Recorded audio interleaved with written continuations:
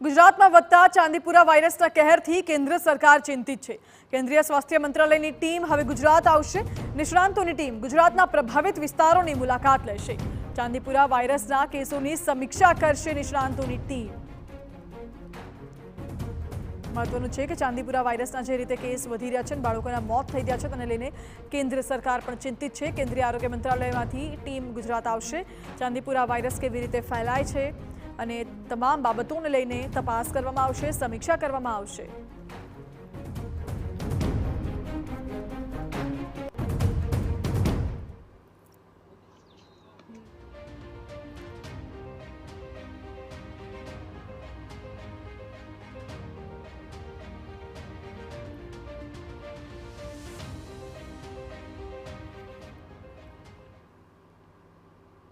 ચાંદીપુરા વાયરસે કહેર મચાવ્યો છે, લોકોમાં ભયનો માહોલ છે અને અનેક સવાલો પણ ઉઠી રહ્યા છે કે આ વાયરસનું ભરડું છે શું। આપને જણાવી દઈએ, ગુજરાત સહિત રાજસ્થાન, મધ્યપ્રદેશ અને અન્ય રાજ્યોમાં પણ ચાંદીપુરાના કેસો સતત સામે આવે છે।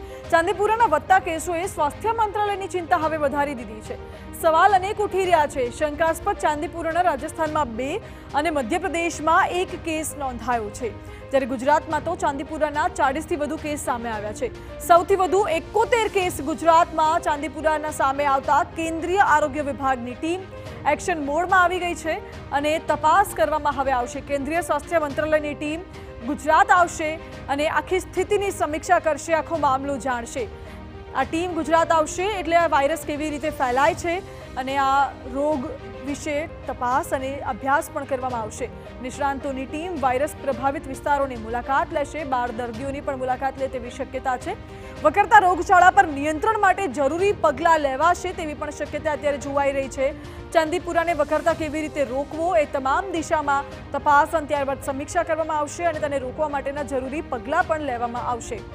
એટલે આરોગ્ય વિભાગની ટીમ ગુજરાત આવશે અને ખાસ કરીને સૌથી વધુ પંચમહાલમાં ચાંદીપુરાના કેસથી 4 લોકોના મોત થયા હોવાની જાણકારી છે।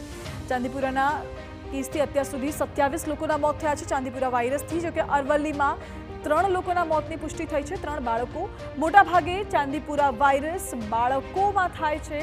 મોરબીમાં 3 બાળકોના મોત થયા છે ચાંદીપુરા કેસથી અને અમદાવાદ શહેરમાં પણ 3 બાળકોના મોત થયા છે ચાંદીપુરાના કારણે। ચાંદીપુરા કેસ એ ચેપી રોગ નથી, પરંતુ એક અલગ જ પ્રકારના મચ્છર અને માખીથી ફેલાતો આ રોગ છે।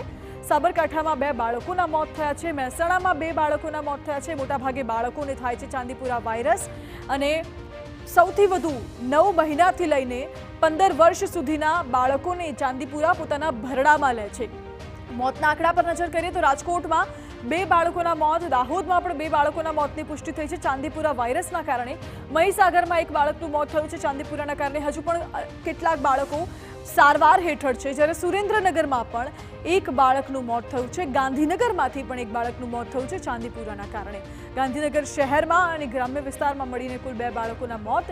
વડોદરામાં 1 બાળકનું મોત થયું છે ચાંદીપુરા વાયરસથી। કુલ રાજ્યમાં વાત કરવામાં આવે તો 27 બાળકોના મોત ચાંદીપુરા વાયરસના કારણે થયા છે। દેવભૂમિ દ્વારકામાં 1 બાળકનું મોત। ચાંદીપુરાના લક્ષણો એ પ્રકારના છે કે તાવ આવવો, ઉલટી જેવું થવું, અત્યંત ઝાડા થવા, આ તમામ એ લક્ષણો છે ચાંદીપુરા વાયરસના। હવે ચાંદીપુરા કેવી રીતે ફેલાય છે તેનાથી તમે કેવી રીતે બચશો તે પણ સમજી લો। ઘરની દિવાલોમાં રહેલા છિદ્રો તેમજ તિરાડોને પૂરી દો, કારણ કે એમાં જ્યારે જીવાત અને માખી મચ્છર ફસાઈ જાય છે તેનાથી આ વાયરસ ફેલાય છે। ઘરની અંદર હવા ઉજાસ આવે તેવી વ્યવસ્થા કરવી। ઘરની અંદર તડકો અને હવા ઉજાસ આવશે તો મચ્છરોનો ઉપદ્રવ ઓછો થશે। 0 થી 14 વર્ષ સુધીના બાળકોને મચ્છરદાનીમાં સુવડાવો, જેથી કરીને ચાંદીપુરા કે અન્ય કોઈ રોગોનો ભોગ આ બાળકો ના બને। બાળકોને ખુલ્લા શરીરે ઘરની બહાર આંગણમાં ન રમવા દો, કારણ કે ચાંદીપુરા વાયરસ આ રીતે જ ફેલાય છે, મચ્છરોથી ફેલાય છે। એટલે બાળકોને ખાસ મચ્છરોથી બચાવવાની જરૂર છે।